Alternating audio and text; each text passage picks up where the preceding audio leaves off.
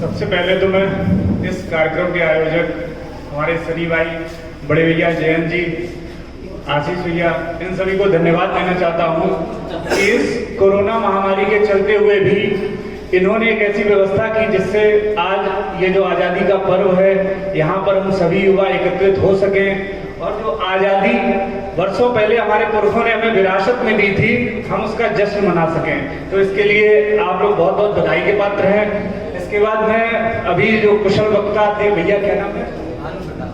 भानु प्रताप जी। अच्छा, भानु प्रताप नाम के लड़के वाकई में कुशल वक्ता होते हैं, मेरा मित्र और बहुत अच्छा कुशल वक्ता है, तो बहुत बहुत बधाई मुझे यहाँ आमंत्रित करने के लिए। इसके बाद जैसी आज की थीम है कि स्वतंत्रता के क्या मायने हैं, जो स्वतंत्रता हमें दी गई थी हमने उसकी किन किन मायनों में रक्षा की और कैसे कैसे हम उसे बचा सकते हैं।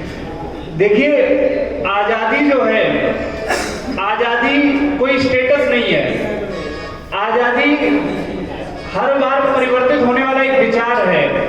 जैसे जैसे हम बदलते रहते हैं, जो समाज आगे बढ़ता रहता है, समय बीतता जाता है, उसी तरीके से हमारे आजादी के मायने भी बदल जाते हैं। 1947 से पहले हमारे लिए आजादी का मतलब था हमें गोरों से आजादी पानी थी, और आज के लिए हमारे लिए आजादी का मतलब हमें चोरों से आजादी पानी है।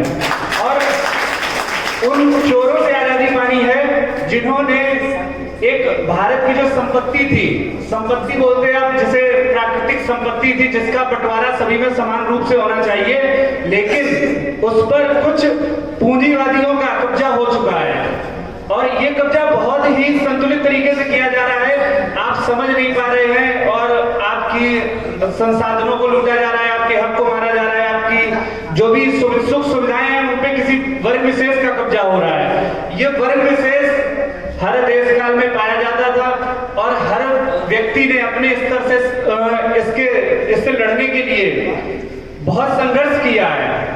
तो आज भी ये जरूरत है वक्त की कि हम इस आजादी को पाने के लिए फिर से संघर्ष करें। और कुछ मुद्दे ऐसे हैं जैसे मुझसे कहा गया था कि आपको उनको जरूर उठाना है, तो सबसे पहले मैं एक बात करना चाहूंगा कि आज जो हमारे यहाँ अभी भैया भानु भैया ने एक बात बहुत बढ़िया उठाई थी कि हर 4 मिनट में एक महिला के साथ बलात्कार हो रहा है। पर्सनल लेवल पे आप सभी युवा हैं और अगर कोई महिला समाज में सुरक्षित नहीं है तो इसके लिए महिला जिम्मेदार नहीं है, कहीं ना कहीं हम सभी युवा ही जिम्मेदार हैं।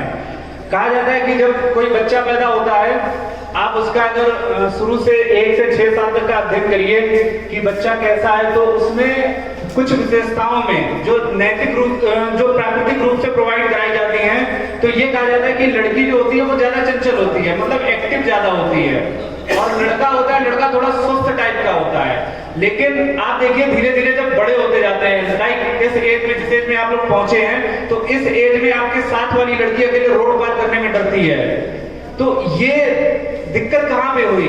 ये दिक्कत बस वही एक शब्द, आजादी शब्द में समाई हुई है।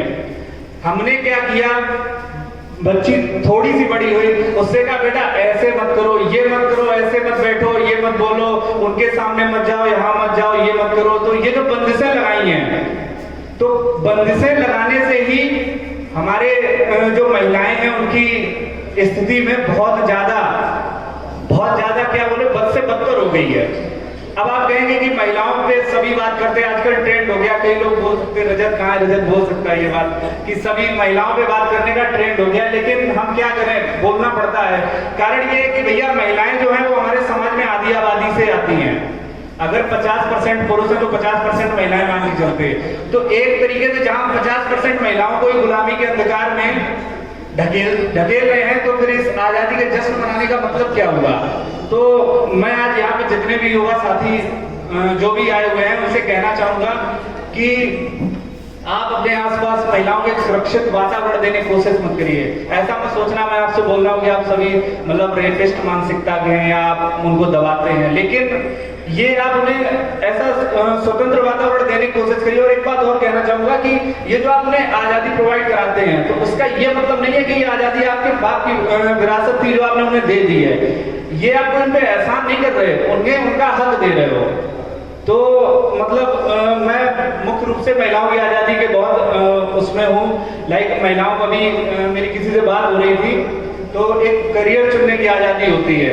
जो युवा बैठे हुए हैं कई लोग, लड़का 12th में पास हुआ, मम्मी पापा ने बोल दिया कि भैया IIT करना है, ठीक है। तो मैं खुद इस चीज का मारा हुआ हूँ, तो इसलिए IIT का दर्द रह रह के उभरता है मेरे ऊपर कि इंजीनियर भी बनना है, जैसे आजकल ट्रेंड चल रहा होगा इंजीनियर बनना है, डॉक्टर बनना है।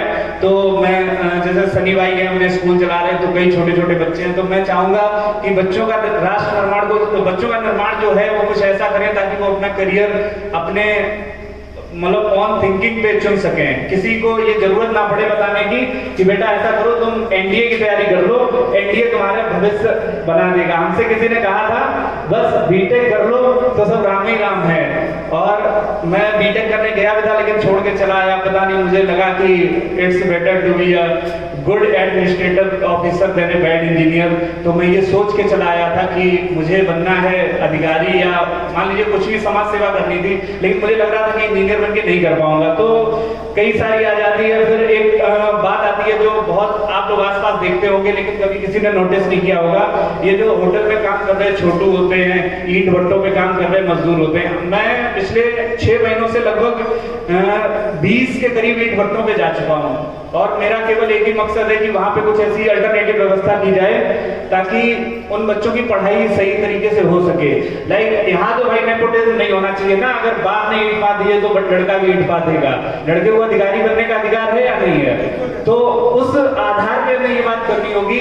मैं उनकी यही देखता हूँ कि बच्चे वहां पे अपना काम कर रहे हैं कि बहुत छोटा बच्चा है जिसको अगर आप लोग नॉर्मल शहर में जो AC में रहने वाले लड़के को अगर 2 दिन रख दो, भाई साहब अस्थमा का गारंटेड पेशेंट हो जाएगा। उस जगह पे वो छोटे छोटे बच्चे 6 साल का, 8 साल का, 10 साल का बच्चा ईंट पाथ रहा है। तो मुझे लग रहा है इस बाल मजदूरी से भी हमें आजादी मिलनी चाहिए। अब उसके बाद जो आज का करंट का ट्रेंड है लाइक अभिव्यक्ति की आजादी, तो सबसे बड़ी बात तो यही है कि आज हर युवा बोलने में डरता है। मैंने कई दोस्तों को देखा, पढ़े लिखे लोगों को, वो अक्सर इनबॉक्स में आके ये भी बताते रहते हैं यार ऐसे मत लिखो, किसी में मुकदमा हो गया तो जेल में पड़े होगे, कोई मिलने भी नहीं आएगा।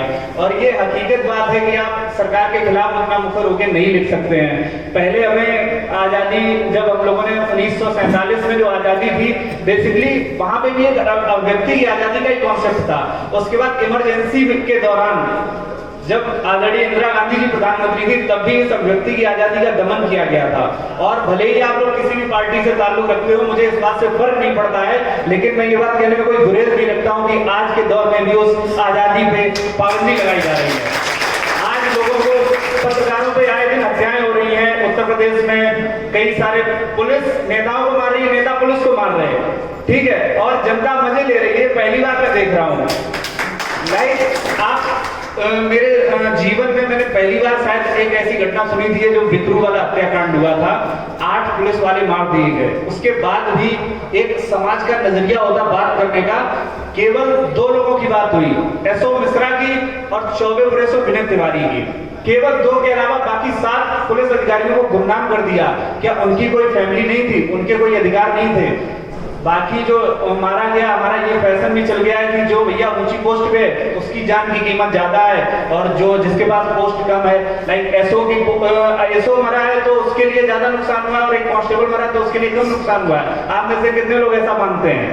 मेरे हिसाब से कोई नहीं ऐसा मानता होगा। आप सब जानते होंगे कि जो भी जाता है ना, तो वो एक बाप जाता है, एक भाई जाता है किसी भी परिवार से। तो ऐसी चीजों में आप लोग इसके खिलाफ मुखर हो गए, आवाज उठाइए, टेंशन मत लीजिए, जेल में चलेंगे, साथ में रहेंगे चल के, ठीक है। तो कभी भी जेल जाने से मत डरिए।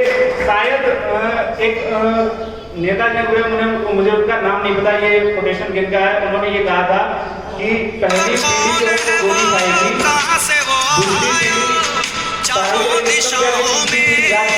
दूसरी पीढ़ी तो हमें ये लग रहा था अभी तक कुछ टाइम पहले कि ये हमारी शायद तीसरी पीढ़ी है कि भैया पापा पढ़ भी लिए थे, BCom कर लिए थे, भले ही नौकरी छोड़ दिए, उतना अच्छा रोजगार नहीं आ पाया, तो हो सकता है हम राज करने के लिए पैदा हों। लेकिन पिछले कुछ सालों से हमें ये लग रहा है कि हम लोग पहली पीढ़ी हैं तो हमें गोली खानी पड़ेगी। और ये अब आवाज साल टाइम की घटना हुई, तो आप ये मान के चलो अभी आप गोली खाओगे, आपके लड़के बच्चे अच्छा पढ़ेंगे, सनी भाई ने स्कूल खोल ही दिया है, ठीक है, और उसके बाद में जो तीसरी पीढ़ी होगी, मतलब आपके जो नाती होंगे, तो वो जाके राज कर पाएंगे, और वो तभी संभव होगा जब हम अपने हक के लिए बुलंद तरीके से आवाज उठाएंगे।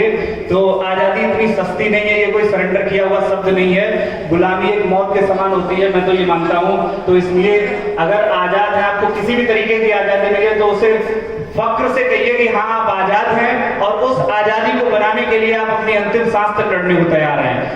अब अंतिम सांस तक लड़ने का कई लोग मतलब निकाल देते हैं, जैसे मैंने कहा था कल ही बात हो रही थी किसी से, तो कहा कि भैया चाहते तो सब हैं भगत सिंह बनना, लेकिन सब ये चाहते पड़ोसी के घर में पैदा हो भगत सिंह, हमारे घर में ना हो। अभी आप सरकार के खिलाफ, आपके मोहल्ले का ट्रांसफार्मर खराब हो जाए, ठीक है, तो मोहल्ले वाले सब चाची और ताई सब कहेंगे अरे तुम फोन करो जेई को, मतलब ये नॉर्मल चीज बता रहा हूँ, घटना बता रहा हूँ, लेकिन बाकी किसी की हिम्मत नहीं होती है कि जेई को फोन लगाते। बस मोहल्ले का जो सबसे उदंड लड़का होता है उससे कहा जाता है कि तुम फोन करो जेई को। क्यों फोन करो? क्योंकि भैया अगर कल को कोई बात होगी सरकार के खिलाफ तो उदंड जेल चला जाएगा तो हमें कोई फर्क नहीं पड़ेगा, और हम अपने बच्चों को मतलब कई लोगों का ये थॉट होता है हमारा बच्चा पढ़ जाए, पड़ोसी का लड़का जेल चला जाए, ठीक है। तो इस तरीके की चीजों से आप बचते रहिए, और भगत सिंह बनने का ये मतलब नहीं 23 साल की उम्र में फांसी पे झूल जाना। अगर ऐसा होता तो हमारा भी जीवन धिक्कार होता है कि मतलब 24-25 साल के हो गए अभी तक फांसी क्यों नहीं चढ़े। लेकिन क्योंकि हम ये चाहते हैं कि जहां भी रहिए आप अपने हक पे आवाज उठाते रहिए। कई सारे एस्पेक्ट्स होते हैं, जैसे मान लो सनी भाई स्कूल चला रहे हैं, आप बोलो बार बार उनका नाम पॉइंट आउट कर रहे हैं, अब यही शोषण करें, ये किसी मास्टर को रखें, मैं भी एक मास्टर हूँ, ठीक है, अब ये हमें रखें और ये हमारी पेमेंट 5,000 की और ये 30,000 दे रहे हैं, ठीक है, तो हमें इसका भी विरोध करना है। शोषण किसी भी तरीके से बर्दाश्त नहीं करना चाहिए। अगर हम शोषण बर्दाश्त कर रहे हैं इसका मतलब है हम अपनी आजादी को गिरवी रख रहे हैं, गुलामी की ओर जा रहे हैं। तो ज्यादा लंबी बात नहीं कहूंगा, कि आपसे बस इतना कहना चाहूंगा कि बातें तो सब कहने की होती हैं। 1947 से आजादी का जश्न मना रहे, अभी भी हम लोग कई एस्पेक्ट्स में गुलाम हैं, और कई लोग सोच रहे होंगे कि सर सब निगेटिव बातें क्यों कर रहे हो, तो निगेटिव बातें करेंगे तभी हम कुछ पॉजिटिव निकाल पाएंगे। बाकी अंत में मैं यही कहना चाहूंगा कि सारे जहां से अच्छा हिंदुस्तान हमारा, हम हिंदुस्तान हमारा। तो आजाद रहिए विचारों से और बंधे रहिए संस्कारों से।